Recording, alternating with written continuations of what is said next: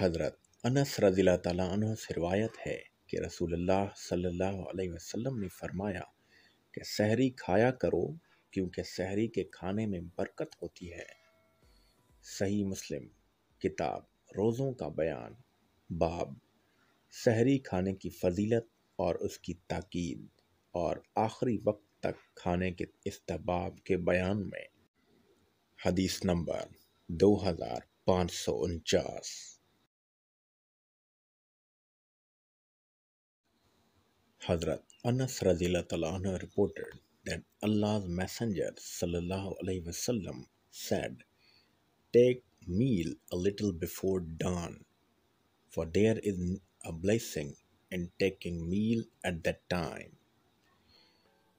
Sahih Muslim, Hadith number 2549.